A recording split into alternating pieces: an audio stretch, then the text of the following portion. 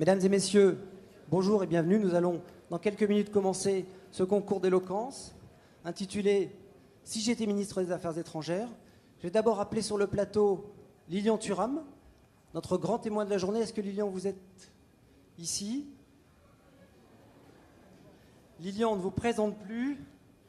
Tous les Français qui avaient plus de 5 ans, 98, vous connaissent. Lilian, en un mot, très brièvement, pourquoi est-ce que vous avez fait l'honneur et l'amitié d'être le grand témoin de cette journée et surtout de co-présider avec le ministre Jean-Marc Ayrault le concours d'éloquence du ministère des Affaires étrangères? C'est assez simple parce qu'une fois, on m'avait invité à Caen et j'avais vu des jeunes faire, c'était le Grand Prix plaidoyer de France, je crois, quelque chose comme ça, c'était fantastique. Et donc, je me suis dit, il fallait absolument que je sois là. Et donc, comme on m'a invité, avec grand plaisir. Voilà. Merci beaucoup, on est très heureux que vous soyez là. Je vous invite à prendre place ici, ainsi que Monsieur le ministre et les ambassadeurs qui seront membres du jury. Prenez place, je vous en prie.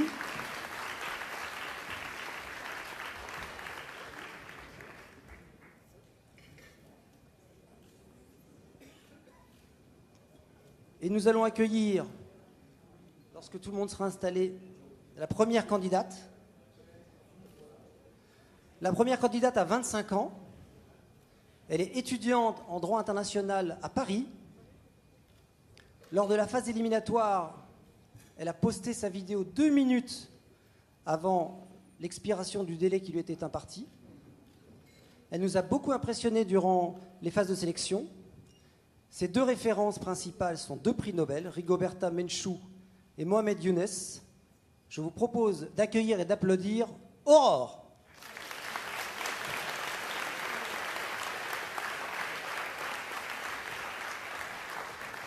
Donc je rappelle que vous avez, Aurore, comme tous les candidats, a 5 minutes pour se mettre dans la peau d'un ministre des Affaires étrangères, sous les yeux et les oreilles du jury. Aurore, quand vous voulez. Mesdames et messieurs les ambassadeurs, monsieur Lilian Thuram, chers amis, comment définir la paix?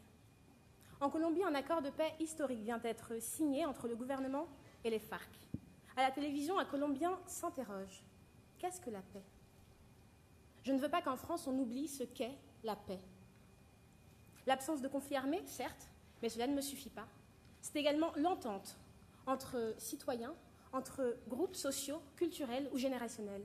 Alors osons cultiver la paix.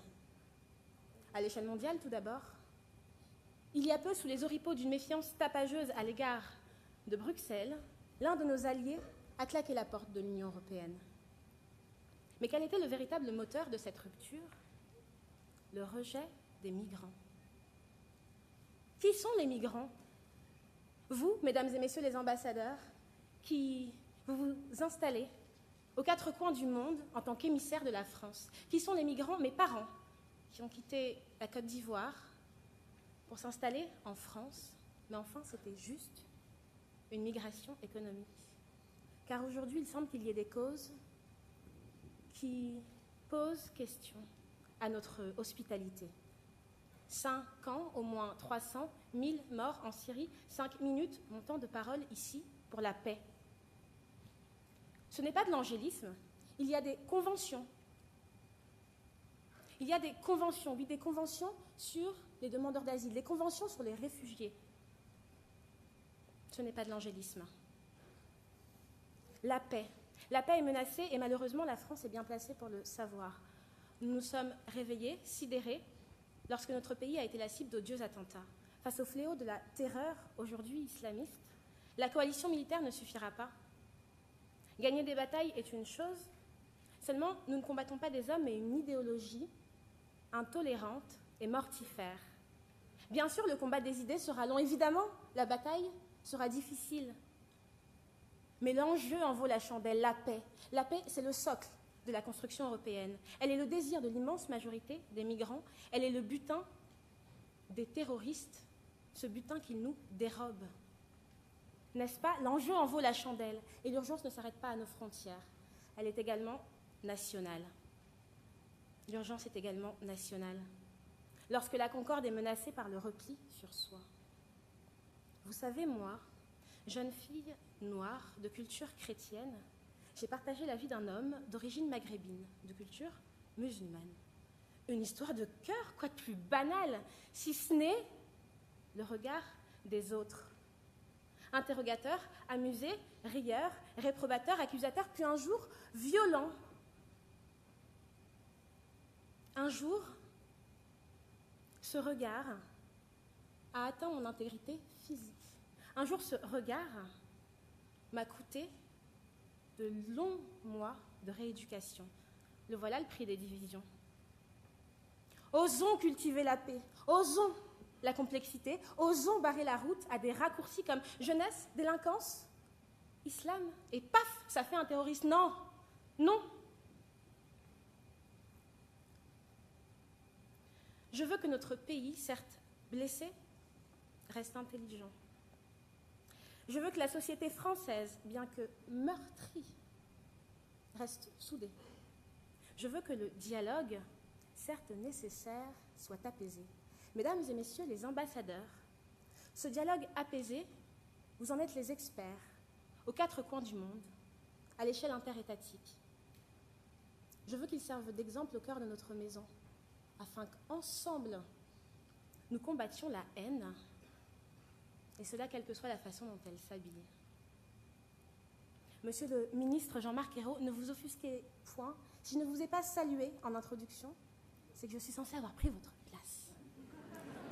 Mais c'est promis, dans un instant, je vous la rends, à l'issue de ce concours, pour que vous poursuiviez sur le terrain des efforts pour la paix.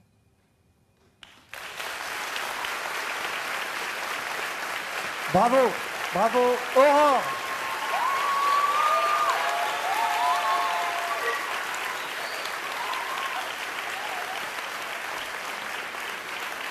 Aurore.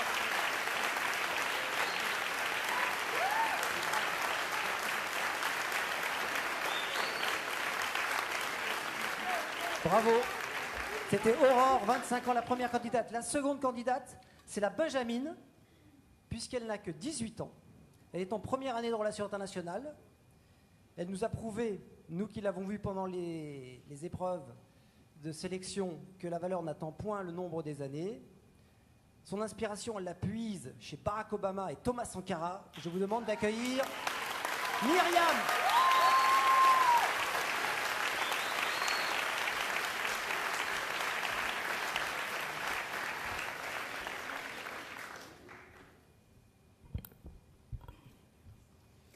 Mesdames et messieurs les ambassadeurs, Excellences, chers amis, aujourd'hui, une fois de plus, je vais vous faire voyager. Plongeons-nous dans les souvenirs d'une jeune fille âgée de 8 ans qui s'apprêtait à vivre pendant 8 années consécutives l'expatriation. Je me souviens de ce jour où l'on m'annonça que nous quittions la France. Ma première réaction fut « Comment ferais-je pour ne pas oublier le français ?» Dans la naïveté de ma réponse se trouvait une préoccupation importante qui fait de chacun d'entre vous ce que vous êtes, à savoir des ambassadeurs de la France, des vitrines du berceau de la francophonie. Mes chers amis, des ambassades, sachez que j'en ai connu. J'ai également eu le privilège de visiter de nombreux pays. Et laissez-moi vous confier que de Kinshasa à N'Djamena, en passant par Douala, de Libreville à Lomé, en passant par Brazzaville, je ne cessais de me répéter qu'il est agréable de vivre une part de ma France ici, à l'étranger. Je souris encore de plaisir en pensant à ces après-midi passés dans les instituts français à dévorer des livres en grande quantité. Amis, je suis honorée et admirative du travail que vous effectuez non seulement dans l'encadrement de nos ressortissants, mais également dans la dynamique culturelle mise en œuvre dans chacune de vos localités. Je salue la créativité, le courage et la force de chacun d'entre vous. Je considère particulièrement ces précieux instants dont nous disposons chaque année lors de nos rencontres. Je les chéris presque autant qu'une mère qui voit ses enfants revenir annuellement à l'occasion des fêtes de famille. Mes amis, j'ai posé le regard sur la dynamique globale de notre diplomatie et je l'ai résumé en un seul mot, audace. Amis, aujourd'hui, j'ai décidé de vous parler simplement. Je laisserai Hugo, Voltaire et Diderot au repos et je vais m'adresser à vous, hommes et femmes, qui écrivez cette histoire. Car oui, nous devons aller, la plume en main, écrire l'histoire d'une France forte et prospère. Il est vrai que nous devons honorer le travail achevé par ceux qui nous ont précédés. Mais mes chers amis, sortons de l'observation et agissons. Il faut bouleverser le cours des choses et poser des actions concrètes qui impactent durablement et alimentent en qualité l'action de la France à l'étranger. La richesse de notre monde se trouve dans sa diversité et nous avons le privilège de prendre part à cette diversité, notamment culturelle, en y apportant notre part. Amis, réfléchissons. Qu'avons-nous concrètement à apporter? Car oui, nous parlons du rayonnement de la nation par les diverses représentations dont vous êtes à la tête. La lumière doit briller, rayonner et éclairer. Notre lumière brille, certes, mais il est temps pour nous de rayonner et d'éclairer. Il est temps que nous nous levions avec la conscience de nos capacités et que nous éclairions ceux qui attendent notre lumière. Toute force qui émanera de chacun d'entre nous et qui contribuera au rayonnement international de notre nation viendra de notre capacité à reconnaître notre potentiel, l'exploiter afin de le maximiser et dominer sur les circonstances que nous rencontrons dans l'exercice de nos fonctions au quotidien. Il est urgent que nous nous souvenions que nous sommes la conséquence de ce que nous pensons. Nous avons trop pensé la guerre, anticipé les conflits, prévu la famine, le nombre de morts, de victimes de maladies d'ici 5, 10, 20 ans. Et cela parce que nous sommes restés dans la peur de la récurrence du passé. Mais amis, notre passé ne doit pas paralyser, mais au contraire, nous servir à mieux sauter vers notre futur en rebondissant dans notre présent. Amis, il est temps d'anticiper la paix, les jours heureux et d'insouciance. Je vous regarde et je vois des hommes et des femmes réfléchis, dotés de fortes capacités. Aujourd'hui, je vous ordonne de faire preuve d'audace et de courage. L'année qui vient de passer a été très riche à tous égards. Nous avons la même pensée pour les événements houleux et douloureux que nous avons connus. J'en tire comme leçon qu'il est plus que jamais le temps pour nous de rester forts et stables. Prenons courage, ne soyons pas passifs, soyons actifs et efficaces. Les difficultés du terrain, certes, existent, mes chers amis, dès ce jour, marchons comme un seul corps dans un lien d'unité. Je suis venue parler à des hommes et des femmes qui un jour ont rêvé d'avoir la possibilité de voir les choses changer et qui aujourd'hui se retrouvent avec la capacité d'agir entre leurs mains. Aujourd'hui, mes amis, je vous propulse vers l'avant. Soyons réactifs et prompts à opérer dans nos fonctions. Et si demain, nous retournions plusieurs siècles en arrière et que l'instantanéité de la diffusion de l'information disparaissait et que vous seriez contraints d'attendre de longues semaines avant de recevoir une réaction de ma part, lorsqu'on a appris à agir face au lion qui rugit, on agit. Excellence, soyez audacieux. Amis, que cette réunion de famille que nous tenons ne soit pas une réunion de plus, mais qu'au contraire, nous puissions avancer et voir le fruit de nos efforts. Non, les combats ne sont pas sans fin. Non, vos efforts ne sont pas vains. Mes amis, la France se lève et vous vous tenez debout avec elle. Retenez qu'on ne le fait pas lever la patte sans le vin. Je vous remercie.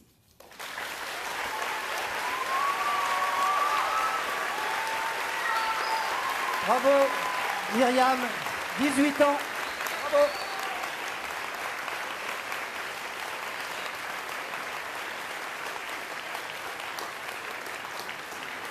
Alors le candidat suivant est beaucoup plus vieux puisque lui a 19 ans. Il étudie le droit à Nanterre, grand admirateur des discours du général de Gaulle et de l'ancien Premier ministre thaïlandais Pridi Banomyang. Lui aussi, vous allez voir, manie très bien le verbe. Je vous demande d'accueillir Natapat.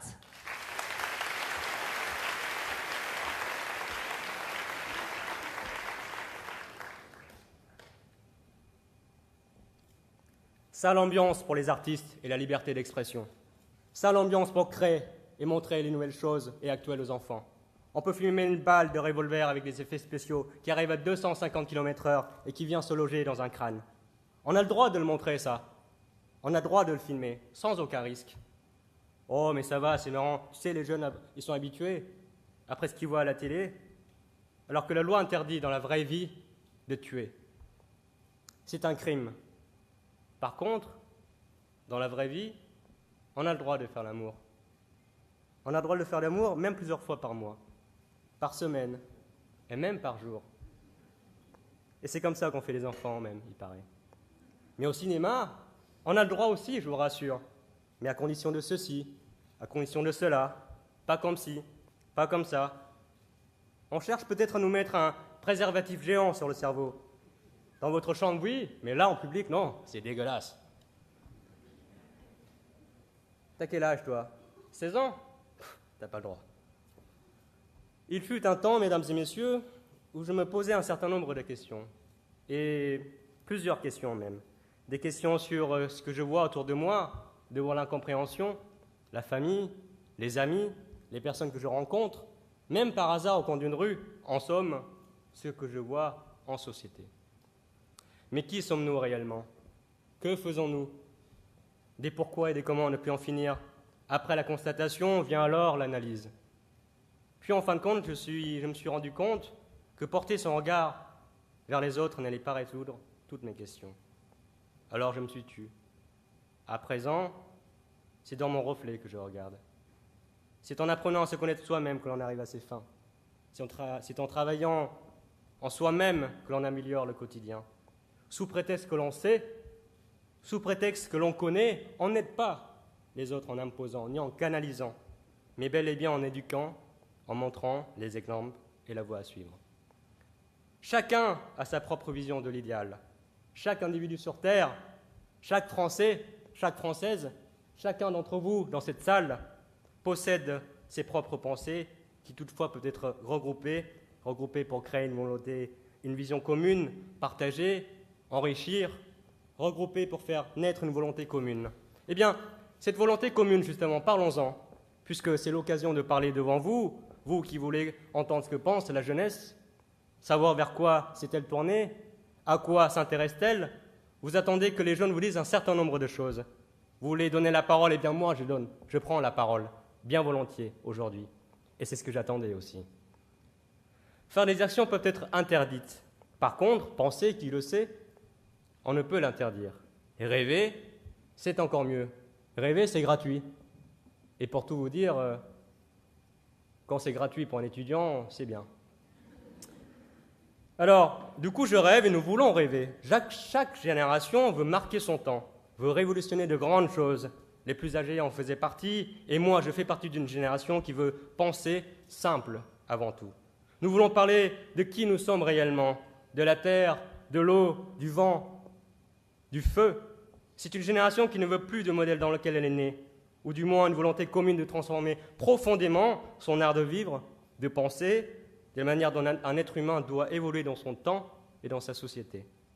Oui, mesdames et messieurs, ma génération veut, elle aussi, repenser la politique, l'économie, la société pour nos enfants et laisser non pas l'impression, mais l'exemple à suivre. Nous voulons d'un monde durable pour nos enfants, un monde dans lequel nous pourrons consommer moins mais mieux, un monde où la démocratie devient réellement participative, un monde sage et responsable de ses actions, un monde qui respecte la nature mieux encore que les générations précédentes, un monde qui a le souci de la disparition des espèces, un monde qui a conscience de la beauté de la vie et qui continue pourtant de se détruire. Par nos petites actions, nous engendrons le pire, sans même nous rendre compte, car non, je ne suis pas seul. Je ne suis pas seul, car au cours des discussions insouciantes entre amis, à table, en rencontres improbables, se faufile l'inquiétude pour l'avenir. Non pas pour le chômage, non pas pour la croissance, mais bel et bien pour la vie, pour leur vie, pour notre vie et la vie de notre monde. Voilà ce que je suis venu vous dire, mesdames et messieurs. Nous ne voulons plus de l'individualisme. Repensons, méditons ensemble pour mieux vivre. La conscience, c'est la clé de l'aboutissement. Cela passe par l'exemplarité, par l'éducation. Vous savez, au plus profond de vous-même, qu'énormément de personnes jeunes, comme moins jeunes, souhaitent cela, quel que soit leur degré d'expression. S'il y a une chose qu'on n'a pas le droit de détruire, c'est bien la vie. Tout le reste n'est que des corps. Ils le savent, ils le vivent, la conscience fait son chemin. Et c'est là, monsieur le ministre, au-delà de la France, au-delà de la diplomatie française doit être solide pour faire comprendre et pour faire prendre conscience aux autres. Et être capable et avoir le courage d'avouer les erreurs que nous avons faites, les erreurs que nous pouvons faire encore aujourd'hui. Disons-leur, dites-leur les choses à ne plus reproduire. C'est aussi de notre responsabilité. Et en m'écoutant, je ne m'appelle pas Nicolas Hulot, je ne m'appelle pas Yann Arthus Bertrand, je ne suis pas un défenseur farouche d'un mode de vie alternatif, je suis simplement un citoyen du monde, un citoyen parmi d'autres qui vient de loin, lui aussi. Je veux simplement dire que la planète bleue n'est qu'un grain de poussière dans ce vaste univers. Nous voulons et devons être conscients et responsables de nos actes. Et à coup de cœur, nous continuerons, nous poursuivrons coûte que coûte. Nous, vos enfants, nous, les générations du futur, nous, les enfants de demain. Je vous remercie.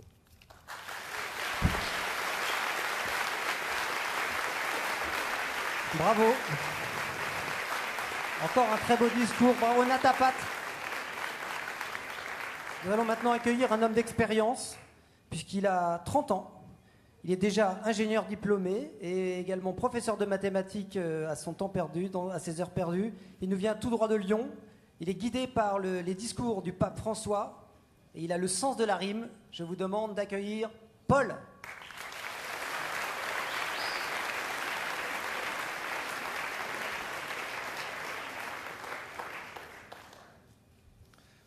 Mesdames et messieurs les ambassadeurs, la chance m'a porté jusque devant vous. À la surprise générale, et à cette précise heure, je suis votre nouveau ministre. Pour 5 minutes, je l'avoue. Allons. Moi, ministre des Affaires étrangères, aurait-on déjà basculé dans l'étrangère d'un monde nouveau où le hasard nomme politique, où le souffle de la chance porte fruit prolifique? Allons. Vous arrivez de si loin pourtant. Avec chacun des buts autrement plus importants. Qu'écoutez votre nouveau ministre, ici éphémère, mais je promets de faire au mieux pour vous distraire. Étant jeune ministre, je vous dois présentation. Je m'appelle Paul, finaliste éloquent à 30 ans, centralien, poète, prof de maths et croyant. Je voulais devenir prêtre, me voici ambassadeur des nations. Quelle chance quand on y pense. La surprise pourrait être de mise. Mais ce n'est pas la première fois que Miss La Chance m'entraîne dans sa danse. Petit retour en arrière, petit curriculum vite fait. Enfance choyée, beau lycée en tout point catholique, devenu ingénieur athée, je fonçais droit vers cette carrière toute tracée, quand, là, j'ai pris un risque. À 21 ans, je partais pour l'Afrique. L'Afrique. Ce continent, berceau de tant d'espoir, où certains d'entre vous veillent le soir. J'ai découvert le Maroc, l'islam, les dessous du foulard, cette confiance en la providence dans le détroit de Gibraltar. Ainsi là-bas, l'avenir était écrit différemment. Chaque Marocain vivait au mieux pour son propre présent. On ne pouvait pas maîtriser le mystère, l'inconnu, ça là.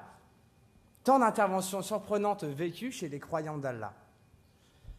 Mesdames et messieurs les ambassadeurs, je me suis présenté comme croyant, car j'ai rencontré là-bas un Dieu plus grand que la peur. Je suis redevenu chrétien grâce à la rencontre des musulmans. Eh oui, rencontrer le mystère et toutes ces coïncidences, chercher à les rendre compatibles avec ma soif de science, et puis basculer un jour dans cette chrétienne confiance en posant juste cette question: est-ce toi, Dieu, derrière toute cette chance ? Si j'étais ministre, avec toute ma longue expérience, je vous avouerai tout de ma grande ignorance. Votre emploi du temps à multicréneaux dépasse l'éloquence de relayer à l'étranger la position de la France. Heureusement, je ne suis pas votre nouveau ministre. Je n'ai pas à nous repositionner à chaque nouveau sinistre, à prendre avec le président des décisions stratégiques, à consulter de ce monde le pouls névralgique. Si j'étais ministre, je listerais sûrement vos objectifs. Veiller à la promulgation de l'accord de Paris. Assurer le relais de la France, cette source jamais tarie. Ramener la balance commerciale vers le positif. Mais je ne suis pas votre nouveau ministre. Libre d'aborder ce discours sans mon air triste. Vous encourager plutôt. Vous soutenir par ces vers. Essayez d'apaiser les troubles vécus dans vos pays en guerre. À l'étranger, dans vos ambassades, vous représentez notre nation, la France, qui pour le monde est plus qu'une carte postale. Combien de nouveaux concepts issus de notre imagination? La révolution, certes, mais aussi une bonne baguette ou la sécurité sociale. Des pays en guerre, ou bien ce stress économique, ma génération est depuis toujours allaitée à cette soupe médiatique. D'autres crises viendront et valent mieux que cette stagnation, et vous travaillez, tout comme moi, à mener cette transition. Des problèmes viendront, et des solutions aussi. Des banques spéculeront encore sur la dette des pays. Des multinationales vendront encore du travail d'enfants aux parents, mais espoir, le monde change, je m'en porte garant. Aussi vrai que la chance m'a porté jusqu'à vous, recevez avec bienveillance ce discours sans tabou. Ayez confiance. en votre cœur, quelqu'un écoute. Ressentez-la, cette sagesse, refuge pour l'homme qui doute. Mesdames et messieurs les ambassadeurs, mon mandat de ministre va atteindre son heure. Heureux de vous rencontrer, suite à M. Hollande François, lui-même heureux d'avoir rencontré notre étonnant pape François. Notre génération pourrait être écœurée par ce court-termisme médiatique qui semble avoir pris au piège l'action de l'actuelle classe politique. Alors, voyez ce discours comme un espoir. Repartez rassurés chez vous. Notre génération Y du monde de demain sera au rendez-vous. Merci.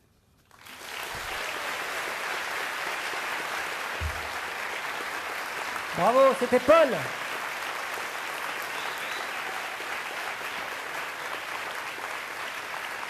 Alors le dernier candidat, c'est au Pérou. C'est au Pérou que nous l'avons recruté, où il effectuait un stage dans le cadre de sa formation d'ingénieur agronome.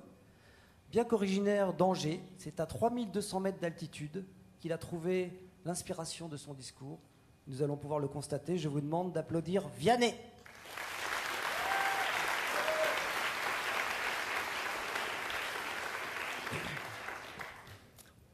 Mesdames, Messieurs les ambassadeurs, vous avez face à vous le grand chef de la diplomatie française, l'une des personnes les plus importantes du pays. Je vous sens un peu impressionné, en particulier vous deux au premier rang. C'est normal. On vient d'ailleurs souvent me voir à la fin de mes discours en me disant « Monsieur le ministre, vous nous avez bluffé, vous nous avez bouleversé. » Et c'est vrai que c'est curieux, mais j'ai une sorte d'emphase étonnante, objectivement. Mais je vais vous demander de vivre les choses sereinement. Vous verrez que je suis d'abord une personne humaine, comme vous tous. Excusez-moi, est-ce que la caméra est bien centrée sur moi? Oui. N'hésitez pas à faire des plans rapprochés là-bas, parce que je passe très bien à l'écran.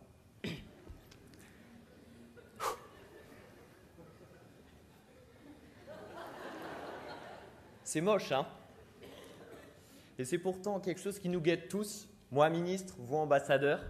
C'est très dur de se décentrer de nous et de lâcher notre ego. Je pense qu'on va laisser de côté ce personnage. En fait, je n'ai pas envie de vous faire de discours. Je vais vous proposer de voyager à travers le temps. Une traversée dans les eaux profondes de la diplomatie française.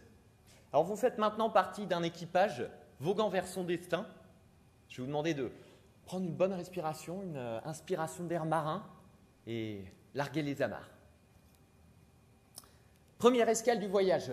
Versailles, 28 juin 1950, Galerie des Glaces. Au lendemain d'un cauchemar de 4 années, la chaleur est pesante pour les dirigeants de 32 pays venus faire face aux représentants allemands.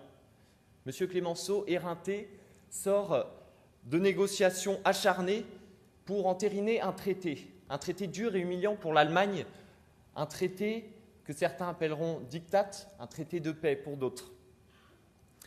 Contemplez avec moi cette scène. Chaque voix a-t-elle été entendue? Où est le dialogue? Premier enseignement du voyage, la nécessité d'une démarche éthique et d'une prise de recul par rapport à sa position propre. Levons l'ancre, cap vers cette même Europe 30 ans plus tard. Deuxième escale, salon de l'horloge, 9 mai 1950. Monsieur Schuman triture et retire ses lunettes sans arrêt. Nerveux, il s'apprête à faire une déclaration capitale pour convaincre le gouvernement français de créer la communauté européenne du charbon et de l'acier, première des institutions supranationales européennes et point de départ d'une formidable aventure communautaire. Les conflits successifs franco-allemands n'ont que trop duré. Ce soir-là, Robert s'endort avec la conscience tranquille. Deuxième enseignement du voyage, oser l'ouverture et le lâcher-prise. Troisième escale, Salon du Bourget, 12 décembre 2015. Monsieur Fabius, vêtu d'un simple complet de tweed sombre, réécoute seul dans l'enceinte monumentale du Bourget la 9e symphonie de Beethoven. Dans quelques heures, il dégainera son marteau, verre absinthe, pour boucler une œuvre capitale, celle de mois entiers de négociations acharnées pour amener 195 délégations à oser le pari de la justice climatique et de la citoyenneté mondiale. Troisième enseignement du voyage, la médiation et la démocratie participative.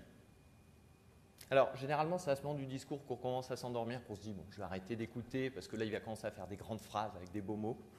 Non, je vais vous demander justement d'écouter la prochaine phrase et de vous dire que si vous ne l'avez pas retenue, notre voyage n'a servi à rien. Mes chers ambassadeurs, je vous demande simplement d'être vous-même, authentique et sûr des valeurs que vous défendez. Vous savez, on a tous les jours de multiples occasions de voir dans notre vie ce qui est beau et grand. Et pour moi, c'est vraiment le cœur de la diplomatie qui nous fait aller vers l'altérité et découvrir le sens profond d'un mot qu'on connaît bien, je crois, qui est la fraternité. Alors, c'est un programme un peu compliqué, mais on ne va pas se décourager à l'avance. Monsieur Thuram, je vais prendre une anecdote.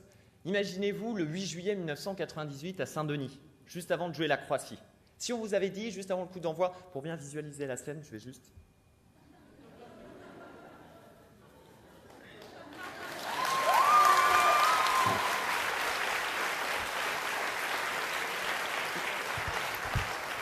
Imaginez-vous qu'à ce moment-là, Aimé dit « Lilia, viens ici, Lilia, faut que tu nous plantes 2 buts, droit du gauche, sinon on n'ira pas en finale. Muscle ton jeu, Lilia, muscle ton jeu. » Je crois que vous auriez laissé Candela jouer à votre place. Je vais donc finir mon discours en vous disant que vous êtes un équipage lumineux, que j'ai confiance en vous et que franchement,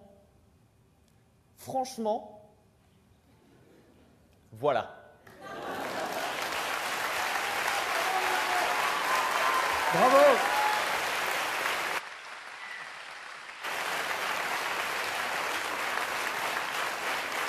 Ça va être dur. Ça va être dur de le décider. Bien. Messieurs les coprésidents du jury, messieurs et madame les membres du jury, je vous invite à vous retirer. Quelques minutes, les minutes nécessaires pour décider qui sera l'heureux ou l'heureuse, lauréat ou lauréate du concours d'éloquence de la Semaine des ambassadeurs 2016.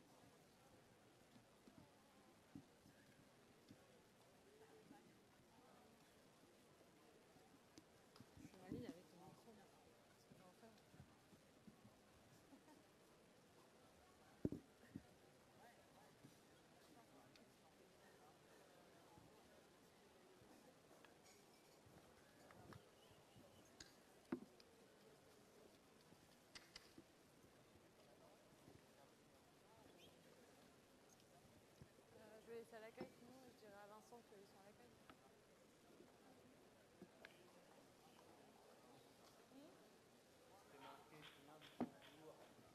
D'éloquence.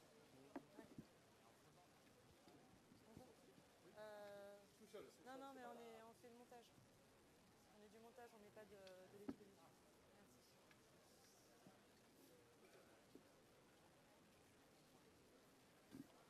Bonjour. Excusez-moi, vous êtes de l'accueil? Non, du tout. On a récupéré des micros, on vient de déplacer une table, on a récupéré les micros, c'était dans la salle, j'en fais quoi? Ouais, mais ils sont là ouf, donc bah, je vais essayer de les trouver, je les appelle. Oui, parce que ça. Oui, oui. Oui, non, mais je vais. Oui, oui, je me doute. Tu m'attends dehors, ouais, je t'entends, je t'appelle. Ok. Ouais, ça va. Ouais, merci.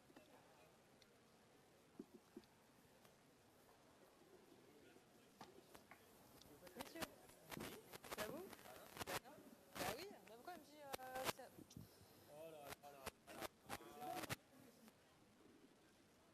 qui va me donner un coup de main et qui va pouvoir me regarder? Les femmes sont à la droite. Tu me les montes là? Non, mais tu sais, on a déplacé la table là où il y avait le concours d'éloquence. Et du coup, il y avait les micros dessus. Donc, bah, on avait le micro, il a fermé avec. Tu dis combien? T'inquiète pas. Je dirais que Morgane elle est déjà.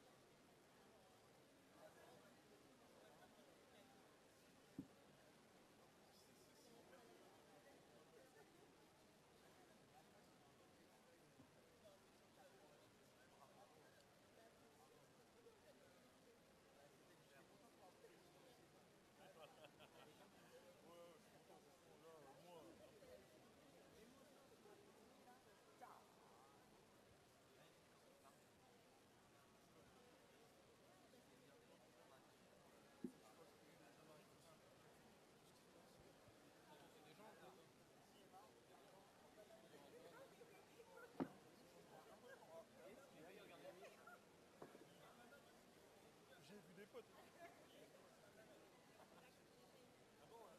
non. Ouais, c'est quoi? Juste à Angoulême, il y a l'ambassadeur de France en Arabie Saoudite. Il est pas. Et je lui ai parlé le matin en plus. Parce que.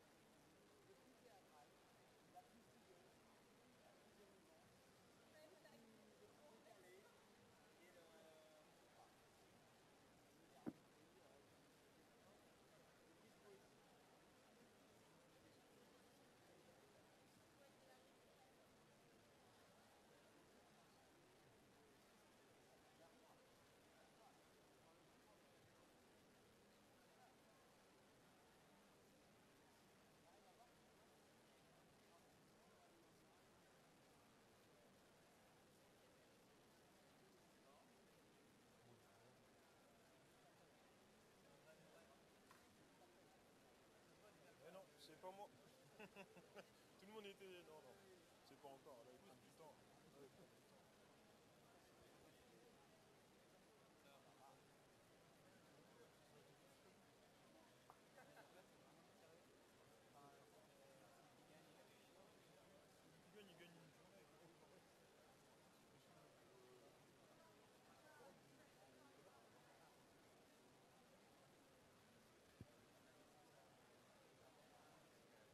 Il gagne une journée.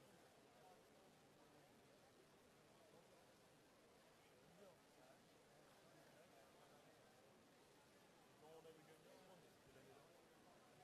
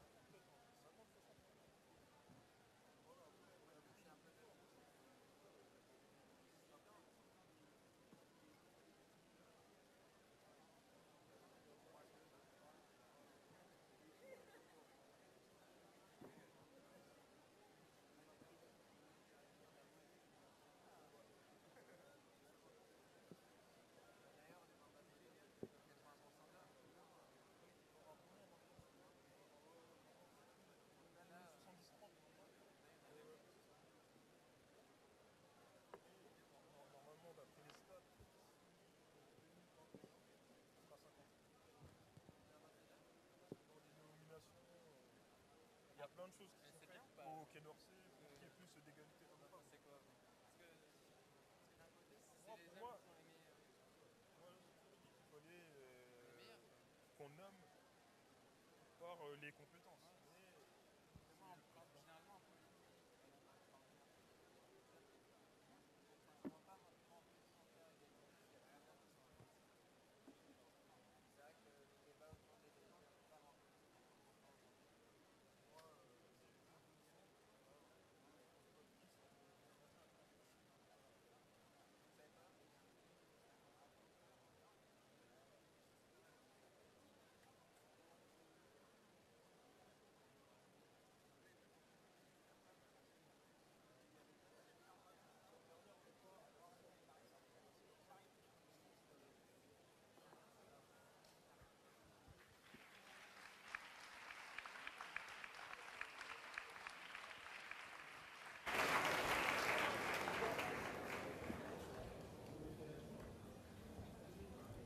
Bien. Alors, le suspense ne va pas durer trop longtemps. Ce serait trop cruel, n'est-ce pas? Alors, les membres du jury rejoignent leur place. Enfin, disons, s'assoient. Vous les avez remplacés. Et je voudrais juste vous dire quelques mots sur la semaine des ambassadeurs. La semaine des ambassadeurs, ça a lieu tous les ans. Et cette année, au moment où nos représentants dans le monde entier, c'est plus de 200 personnes, la France a le réseau diplomatique d'un des plus anciens et les plus nombreux du monde. Nous en sommes très fiers, mais il faut vraiment beaucoup travailler pour garder notre cap, garder la qualité aussi de notre représentation à l'échelle du monde, parce que nous sommes attendus, la France.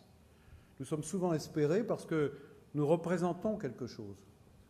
Une histoire, des valeurs, des combats, mais rien n'est jamais acquis. Il faut sans cesse relever le défi pour rester au niveau de notre histoire et de ce que nous représentons. Donc c'est une semaine d'intense travail que nous abordons avec conviction, modestie, mais aussi détermination pour être à la hauteur de l'attente de nos concitoyens, d'abord en France, et puis aussi des pays qui nous regardent et qui traversent pour beaucoup, pas tous, mais certains d'entre eux en tout cas, des épreuves terribles. Et le rôle de la diplomatie française, c'est de travailler à chercher des solutions et à travailler à la paix. Alors pour ça, nous avons besoin d'ambassadeurs, d'ambassadrices motivés, professionnels, convaincus, et qui viennent pendant une semaine réfléchir, échanger, se ressourcer, repartir avec, je dirais, une ligne directrice qui est fixée par le président de la République et par le gouvernement. Et demain, après-demain, enfin vendredi, je tirerai les conclusions de cette semaine. Et nous avons voulu, comme chaque année, en tout cas en préparant bien ce moment, essayer d'innover un peu. Et surtout de sortir du cadre traditionnel de l'administration. Donc hier, il y avait une journée tout à fait intéressante qu'on appelle speed dating, qui était consacrée à l'accueil des petites et moyennes entreprises, voire des très petites entreprises, et qui sont très nombreuses dans notre pays à vouloir exporter. L'année dernière, il y a 125 000 petites et moyennes entreprises qui ont exporté. Mais une petite entreprise, avec peu de moyens humains, financiers, a du mal à accéder aux informations. Ce n'est pas comme un grand groupe international qui n'a pas vraiment besoin de nous. Donc, dans les missions des ambassadeurs aujourd'hui, il y a l'accueil, l'accompagnement des entreprises à l'export. Donc, les ambassadeurs, d'ailleurs, passent à peu près 40% de leur temps, dans leur poste, à accueillir les entreprises. Donc, l'année dernière, 125 000 entreprises françaises, petites entreprises, sont lancées dans un projet d'export. Et donc hier, c'était préparé, les gens s'étaient inscrits en ligne, et il y avait des ambassadeurs de grands pays, de petits pays, qui étaient là, très motivés, je dois dire. J'ai passé un moment, j'ai vu les uns et les autres réunis par région, qui occupaient tout ce centre de conférence du ministère des Affaires étrangères, où nous sommes là réunis ce soir, et ça durait un quart d'heure par entreprise. Donc ils étaient inscrits en ligne, les ambassadeurs connaissaient les dossiers, des chefs d'entreprise, et ça durait un quart d'heure. Et en un quart d'heure, il y avait ce dialogue. Et après, il y avait un gong, c'était fini, et on passait à quelqu'un d'autre. Il y en a eu plusieurs centaines toute la journée, je crois 600 entreprises qui sont venues. Et surtout, ce qui est formidable, c'est les projets des gens, qui ont des idées extrêmement précises, qui savent que dans tel pays, on n'imagine même pas, qui se disent il y a certainement de quoi développer un marché, d'avoir des clients, etc. Simplement, ils veulent qu'on les aide à ouvrir les portes, pas à faire à leur place, mais qu'on les accompagne. Donc ça, c'était une innovation qui avait commencé l'année dernière, mais qui, cette année, est en train de trouver son rythme de croisière. Puis aujourd'hui, c'est vraiment une autre innovation, c'est d'ouvrir les portes au public. Et 2000 personnes se sont inscrites pour participer à cette journée aujourd'hui. On pourrait dire porte ouverte du ministère des Affaires étrangères. Donc, il y a eu des tables rondes. Alors, il y a eu 3 tables rondes des ambassadeurs qui, avec le public, ont abordé 3 thèmes très importants, 3 thèmes difficiles qui mobilisent notre diplomatie. Diplomatie et les migrations. Bon, sujet tragiquement souvent actuel. 2e thème, diplomatie et le fait religieux. Et 3e thème, diplomatie et la lutte contre le terrorisme. Donc, beaucoup de questions, beaucoup d'interventions, même des points de vue, parfois dérangeants, qui se sont exprimés, mais c'était, au fond, j'en ai parlé brièvement avec les ambassadeurs, on aura encore le temps pendant le reste de la semaine, avant de tirer les conclusions, mais les ambassadeurs sont très motivés par ce type de rencontre. Ça les a parfois bousculés, mais surtout, ils repartiront rassurés sur les convictions des Français de toute génération, mais beaucoup de jeunes, et qui ont envie de connaître le sens des choses, qui ont envie d'y croire, qui ont des exigences, qui ont des attentes, mais qui, au fond, ont envie de trouver le sens de notre histoire collective aujourd'hui. Et c'est ça qui est important pour nous de le savoir, et donc on s'en doutait. Mais là, cette journée porte ouverte nous a encore davantage convaincus. D'ailleurs, il y a eu aussi des rencontres avec 12 ambassadeurs qui se sont portés volontaires dans d'autres salles que celle-ci, et qui, toute la journée, pendant 30 minutes, ont présenté leur métier d'ambassadeur. Il y avait beaucoup de monde. Donc ça intéresse. Donc alors, il y a en plus, effectivement, cette autre innovation. Nous ne sommes pas les seuls à inventer les concours d'éloquence. Hein, et ça existe ailleurs et depuis longtemps. Mais c'est la première fois à l'occasion de la semaine des ambassadeurs. Donc il y a eu des inscriptions, là aussi en ligne. 80 personnes se sont inscrites. Il y a eu une présélection, il y a eu une demi-finale, il y en a 10 qui sont restés, puis après il y a la finale. Et la finale, c'est vous. C'est vous. Alors je ne vais pas faire, je dirais, une appréciation du jury sur chacune et chacun d'entre vous.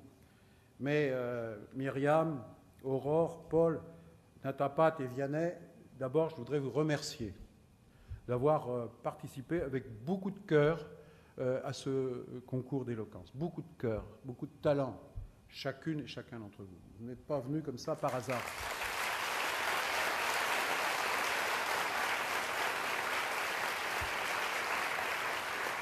Bon, on voit que vous y avez cru, vous avez pris ça au sérieux.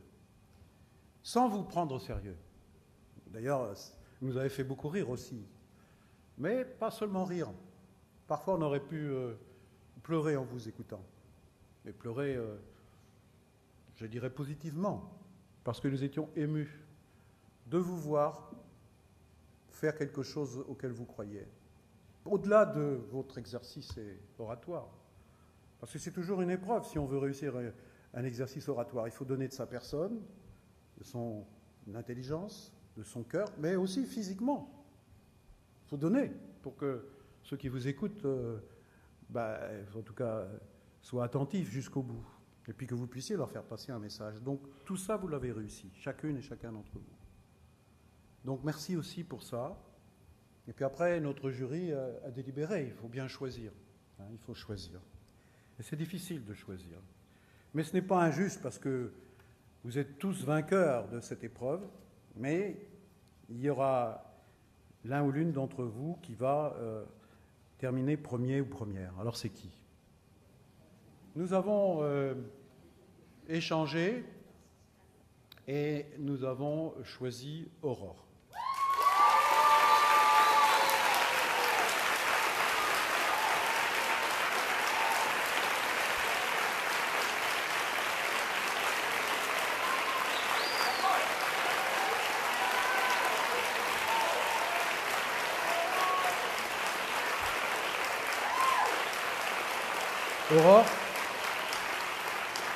Aurore, vous nous avez beaucoup touchés les uns et les autres. Vous êtes mis dans la peau quelques instants du ministre des Affaires étrangères. Vous avez habilement et astucieusement d'ailleurs mis en scène, pour conclure, le message que vous vouliez faire passer. Parce qu'il y a un message dans ce que vous nous avez dit, qui est à la fois un message personnel, une histoire faite de vécu, avec des moments de joie, d'enthousiasme et aussi de souffrance, mais en aucun cas de résignation. C'est un message d'espoir que vous nous avez transmis, un message de confiance. Ceux qui se sont exprimés aussi l'ont fait, mais vous l'avez fait peut-être encore mieux que les autres. Et puis surtout, nous qui sommes... nous venons de délibérer, nous n'avons pas beaucoup hésité parce que nous nous sommes sentis concernés. Et Lilian Thuram, qui a été le grand témoin de cette journée, que je remercie tout particulièrement parce qu'il n'est pas engagé que cette journée, il est engagé tout le temps en direction des jeunes. Et il pourrait parler beaucoup mieux que moi, avec beaucoup plus d'éloquence que moi, de tout ce qu'il rencontre chez les jeunes, comme attente, comme espérance, comme exigence, comme talent, comme capacité. Mais ce que nous avons partagé avec Lilian et avec les ambassadeurs, c'est aussi une certaine idée de notre pays, de ce qu'il représente dans le monde. Et vous nous avez fait passer un message pour que nous gardions cette intelligence aussi de l'optimisme, de la volonté, c'est-à-dire aussi de ne jamais renoncer aux valeurs de la France, quelles que soient les circonstances, de jamais nous résigner. Donc c'est un message d'espoir que vous nous avez adressé, un espoir de mobilisation, pas seulement à nous, le jury, mais à tous ceux qui sont venus là, puis au-delà de nous-mêmes, j'espère aussi aux Français. Tout ça, Aurore, un grand merci.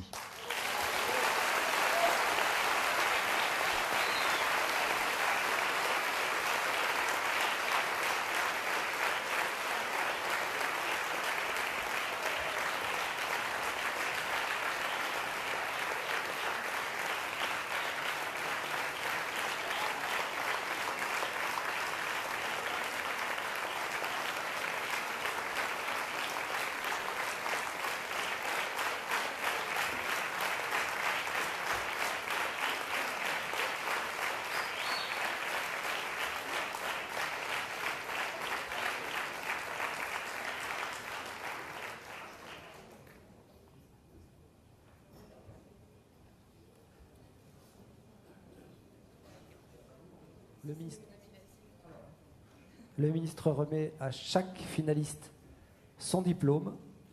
Il y a un vainqueur et tous les autres sont seconds.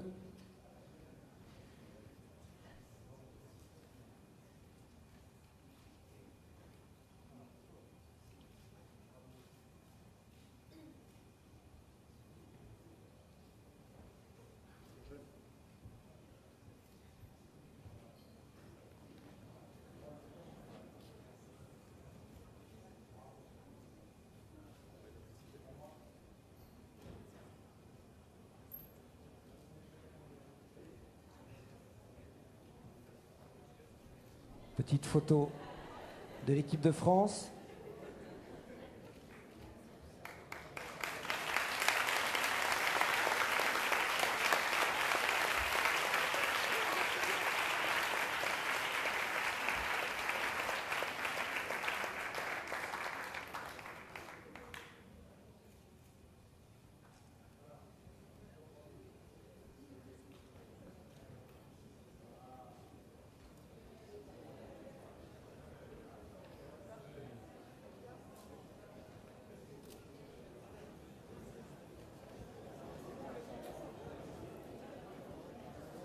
Bon ben merci à tous et à toutes. Vous pouvez encore nous suivre sur les réseaux sociaux, tous les jours, sur France Diplomatie. Le ministère reste ouvert, reste à votre écoute, reste ouvert au dialogue.